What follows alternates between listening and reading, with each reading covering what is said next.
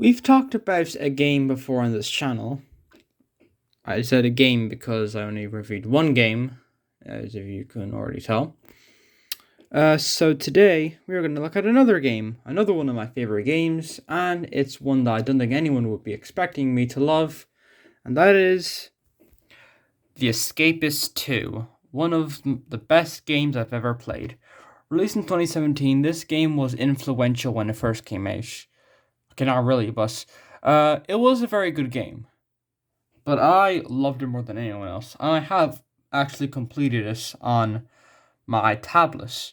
So instead of just showing gameplay from another YouTuber and claiming it as my own, I don't do that.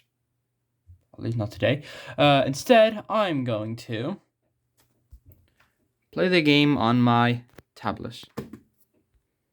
Okay, so I'm getting the thing set up. I have played this game before, but haven't played on my tablet in a while. I've been playing it on my phone, which I'm recording this video on, but I haven't played it on my tablet in a bit. Just gonna quickly use this, mute the thing. So it's gonna be a little bit rusty, but I'm basically gonna show you the usual mechanics of how to play this game. So I'm playing the Pocket Edition. So this is the menu. It's a very nice menu. So you can go in this place where you can customize your characters. I usually go for my own one, RichTRM, with the big old Russian hash.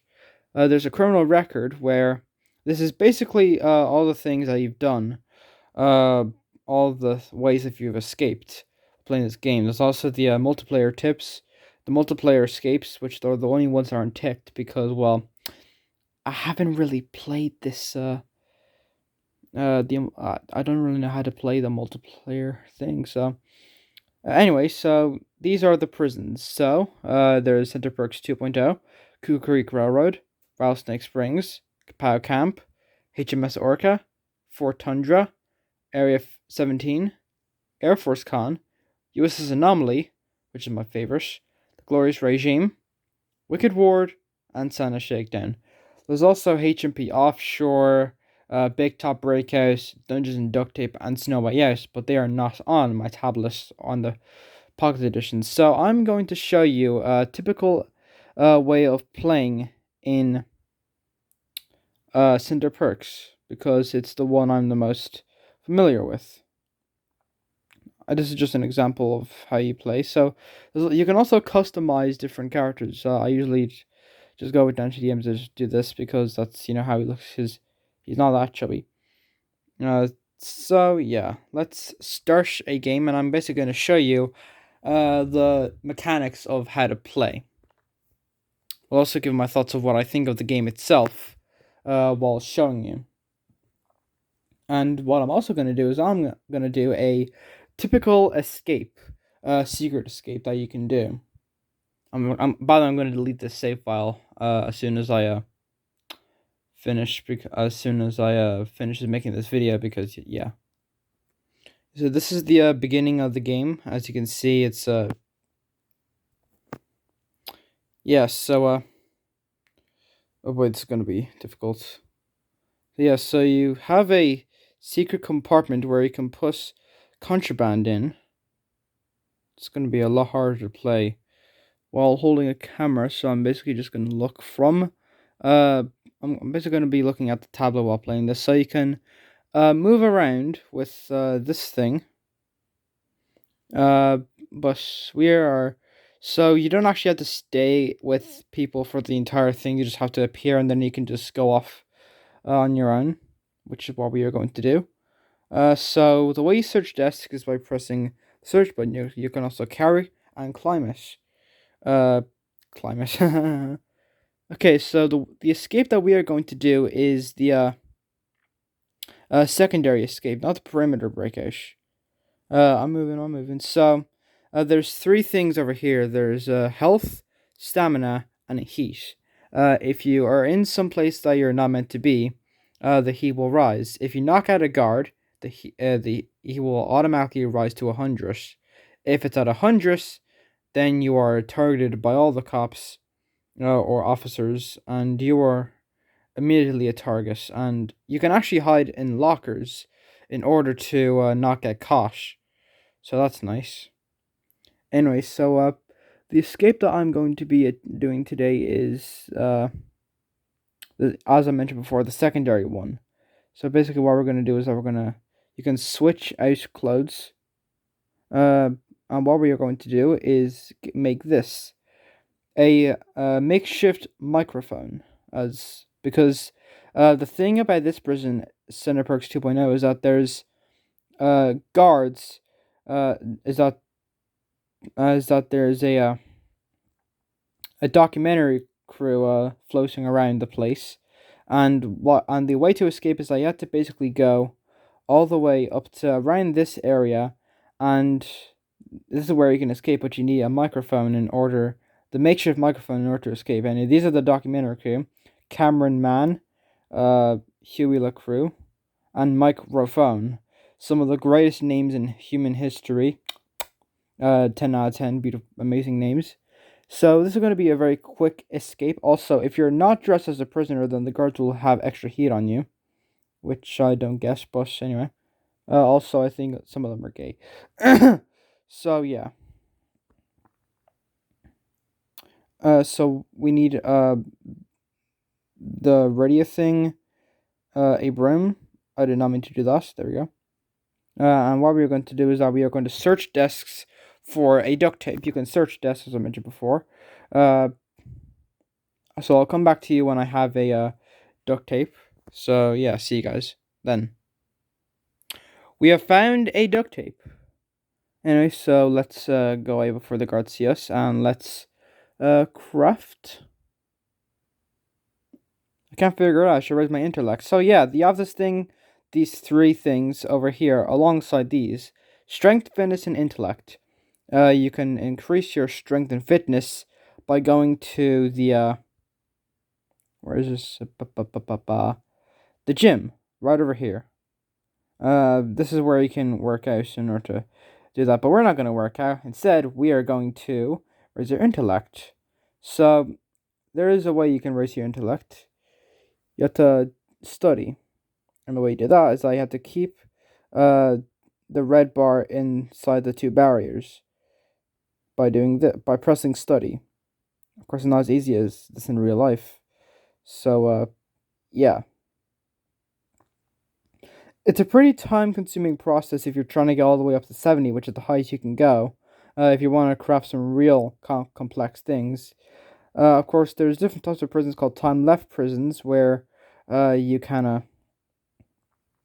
where you have a certain amount of time left. I'm at 51, and if you are seen out of your cell, then guards will immediately get suspicious of you, and you will be down. That's, you see, a thing I like about this game compared to the first is that they have different schedules. I mean, in the original game, it was usually always the same. You know, there's a schedule right there. There's the time. It was usually always the same. Uh, the day begins at 8 and then it ends at 11 p.m. But, well, 8 a.m. But I like how sometimes the day starts at different times. Like in this level, it starts at 7 a.m. And then sometimes it starts at 6, sometimes it starts at 5, and sometimes it starts at the day starts at 4 a.m. But then in really ruthless cases, it starts at whopping 2 a.m. for Snow Way Out, which is the last prison released. I like that. It's a different schedule. What I also like about this game is that it looks a lot more appealing than the first. So yeah, these are cameras. You can press escape, which we are going to do. You can also target and attack others, but we're not going to do that because we're trying to escape prison, not beat up prisoners. So yeah, we can interact with that, and we're out. I also like how there's little cutscenes before the of the escapes, and they're different every time. What I also like is that there's things called payphones where you can get hints about what to do. It's better than the first game, where you don't get, there are payphones, but they're not hints to how to escape. They're just crafting recipes. And we got an A because we escaped in one day in literally 6 minutes. This is probably the quickest escape you can do in the game, excluding the time left ones. Actually, they can take a little bit as well. So this might actually be the quickest escape. That's why I chose this one.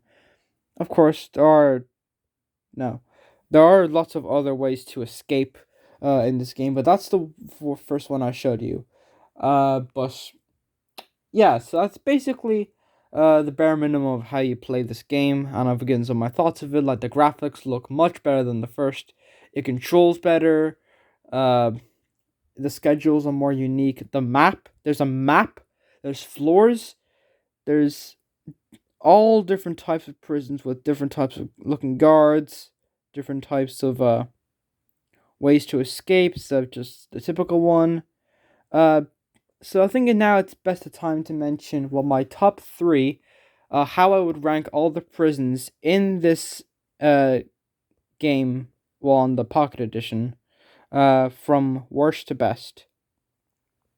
So, from worst to best, they are number 12, Cougar Creek Railroad. Actually, no, this is number 12. It's not a shakedown. It's completely bland, and there's nothing original about it, and there's not even Santa in it. That's a joke. Anyway, number 11 is Cougar Creek Railroad. A unique idea, but it's not really executed the best way. Number 10, HMS Orca. Same as Cougar Creek Railroad, just on a boat, which is a fun idea. I don't know why they have time left prison. I like the idea of a prison on a train, on a boat, on a plane. The plane one, I think, is better than the other two by a long shot. But anyway, number 9 is Area 17. Fun idea, but there's not that many prisoners. Only 5 in this. If you don't believe me, look. 5, including yourself. That's tiny. Also, it's not really clear on how to escape the perimeter. Doing a perimeter breakout, which I have, but yep. Anyway, number 8, Reno, is of course the first prison, Center Perks 2.0. I like Center Perks, but it's not the most. It's still the first prison, so yeah. So another thing I like about this game is that each prison has a description to them, and that really gives an idea of what to expect. Anyway, number 777 is Wicked Ward. I like the idea of this prison. It's a lot better than this, but of course, they could have done a lot more with it, like not knocking out a guard all the time. It could have been more clearer, but also, like, come on, it's night all day. That's boring. It's not like USS Anomaly, where you can actually tell the difference in a brightness. And Wicked War is just dark all the time, and it's not unique at all. It's just boring. Number 6 is Rattlesnake Springs. I like this prison, but it's nothing to home about. It is a Western prison, but you don't really know when it takes place. I say the 80s. Colonel Costard. Yeah. Now we get to the 5. No, not 5. Number 5 is Air Force Con. I don't know why it's hard. It's pretty easy.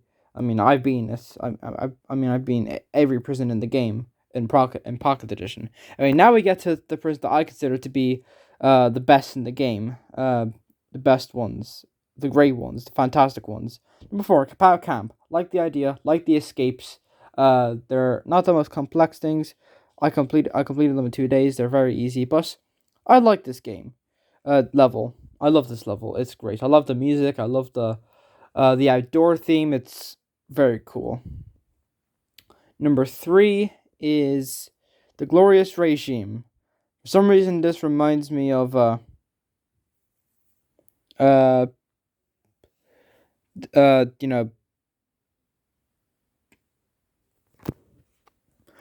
German Nazi concentration camps. Where they killed all the Jews. Anyway, number 2 for me is For Tundra. Again, Siberia, so communism. So yeah, I like this idea. And of course, number one is the space prison. US Anomaly, like, come on. It's a space prison. A f***ing space prison. If I was arrested, this is the prison I would go to. I don't care. Just send me out into space. Actually, it would be very cool, to send someone into space and watch them. Watch them. I mean, in Minecraft, yeah, in Minecraft, yeah. I don't actually want to watch. Note to self: send Xi Jinping to space. Anyway, yeah. So those are my thoughts of the Escapist 2. Uh, One of my favorite games of all time. I love it. It's a fantastic game, and I highly recommend this. Don't play the first game. Play this one. It's great. I don't know how else to describe it. So I hope you enjoyed this game review. Uh, hopefully it was a lot better descriptive than the other one. And make sure you do things in the description. Anyway, good bye. They've been chasing that one for a while now.